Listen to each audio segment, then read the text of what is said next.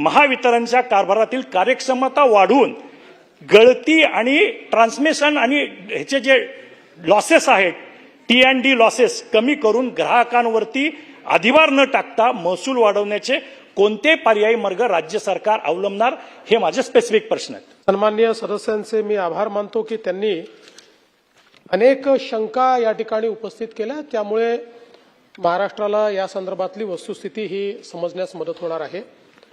पहिल्यांदा तर आपल्याला मी लक्षात आणून देतो की आपलं जे महावितरण आहे हे आता देशातली सर्वात मोठी कंपनी झाली. आपण 1 लाख कोटीचा वर्षाचा महसुलाचा टप्पा या ठिकाणी पार केलेला आहे आणि आता जवळपास आपल्याला कल्पना आहे की स्मार्ट मीटरिंगच्या माध्यमातून मोठ्या प्रमाणात आपण हा जे काही तफावत आहे तफावत देखील कंट्रोलमध्ये आणली आहे. आता मुळामध्ये हे जे काही कन्फ्युजन्स तयार झाले आहेत तर त्याच्यामध्ये पूर्वीच्या काळामध्ये जे TOD time of the day आपण जे म्हणायचो याचे तास होते रात्री 12 ते 6, कारण रात्री 12 ते 6 आपल्याकडे विजेची खपत होत नव्हती, जास्त वीज होती आपल्याकडे आणि म्हणून आपण त्या काळामध्ये जर कोणी वीज वापरली तर त्याला सबसिडी द्यायचो. आता परिस्थिती उलटी आहे. आता परिस्थिती ही आहे की आपल्याकडे दिवसा वीज जास्त झालेली आहे, कारण सोलरची वीज ही सोलर अवरमध्ये येते. सोलर अवर 9 ते 5 आहेत. 9 वाजेपासून 5 वाजेपर्यंत आपल्याकडे अबंडंट वीज असते आणि म्हणून आता आपण काय केलंय, सोलर अवरमध्ये जास्ती वीज असल्यामुळे 9 ते 5 या वेळात जर कोणी आपली वीज वापरली तर त्याला 25% सूट आपण देतो. त्यामुळे कुठेही आपण सोलारचं हे कमी केलंय किंवा महत्व कमी केलंय किंवा कोणावर काही नवीन लादलंय असं नाहीये. तर आपण रात्री 12 ते 6 आणि आपल्याला माहिती आहे 12 ते 6 वापरणारे किती लोक असतील. कंटिन्युअस प्लांट सोडला तर 12 ते 6 वापरणारी इंडस्ट्री पण नाहीये, म्हणजे इंडस्ट्रीत कंटिन्युअस प्रोसेस प्लांटच वापरतात आणि म्हणून आता जो आपण नियम केलेला आहे त्याचा फायदाच होतोय. तथापि काही सोलर ऑपरेटर्सला असं वाटतं, कॅप्टिव्ह ज्यांनी जनरेशन केलेलं आहे, की आता काय झालं की त्यांच्या कॅप्टिव्ह जनरेशनशी आपण स्पर्धा करायला लागलो.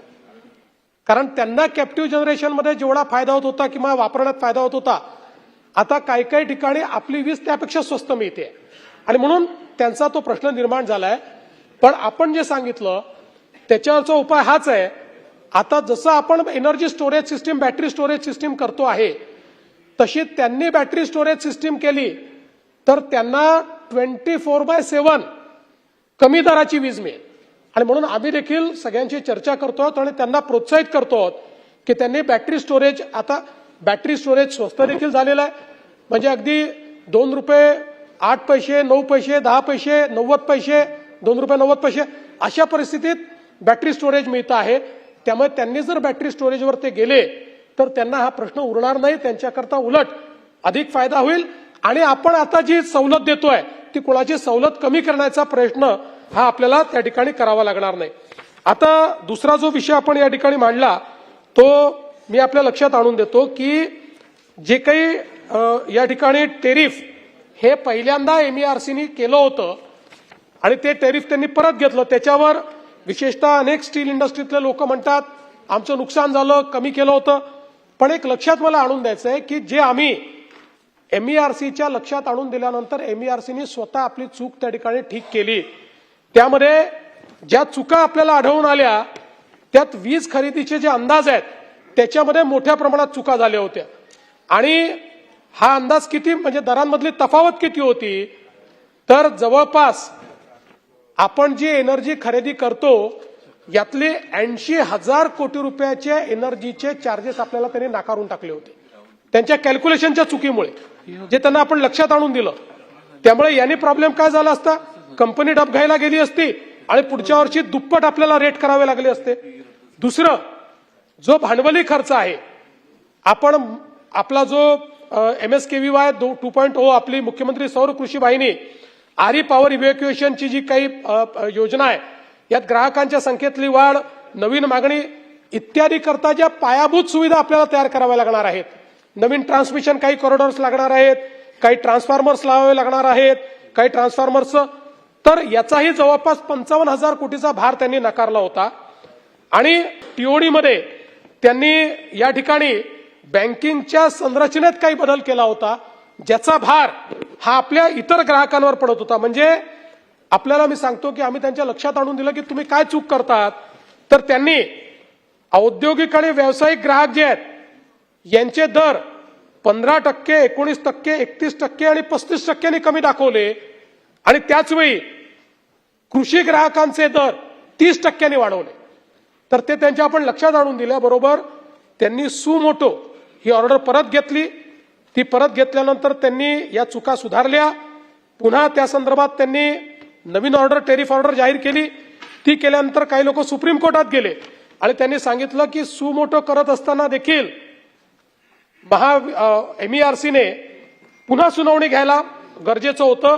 सुप्रीम कोर्टाने पुन्हा आदेशित केलं की MERCने पुन्हा सुनावणी घ्यावी. मात्र दरांना त्यांनी स्टे कायम ठेवला. त्यांनी सांगितलं की ते जे जुने दर आहेत ते लागू होणार नाही, जी सुधारित दर जे केलेले आहेत तेच लागू होतील. त्यामुळे त्याचा भार कुठलाही आपल्यावर आला नाही. आता ती सुनावणी पूर्ण झालेली आहे आणि लवकरच या ठिकाणी MERCचा जो काही निर्णय आहे तो निर्णय येईल.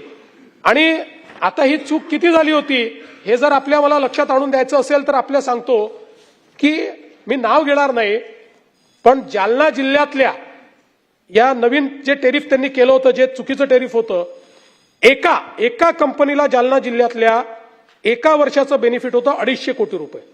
250 कोटी रुपये. त्यामुळे हे आपण त्यांच्या लक्षात आणून दिल्यानंतर हे त्यांनी बदललेलं आहे आणि म्हणून कुठेही औद्योगिक ग्राहकांवर. आणि आता सगळ्यात महत्वाचं काय आहे, सगळ्यात महत्वाचं आहे की आपल्याकडे गेल्या 3 वर्षामध्ये औद्योगिक विजेची मागणी 23% वाढली आहे. याचा अर्थ उद्योग मोठ्या प्रमाणात येत आहेत. दुसरं, आपण जर बघितलं तर आपल्याकडे महाराष्ट्रामध्ये आज उद्योगाकरता आपला वीज दर आहे 8.32 रुपये. आता याच्यापूर्वी दरवर्षी तो 9% वाढलाय. आता याच्या पुढचे 5 वर्ष दरवर्षी 1.2% तो कमी होणार आहे. त्यामुळे आज आपला दर आहे 8.32 रुपये. 29-30 मध्ये तो दर असेल 7.38 रुपये.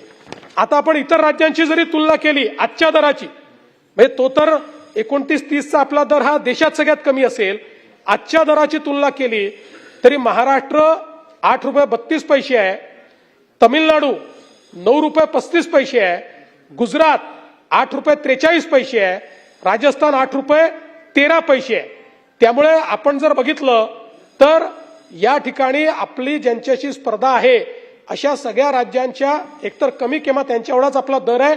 आणि 2029-30 साली या सगळ्या औद्योगिक राज्यांपेक्षा आपला वीज दर हा कमी असणार आहे.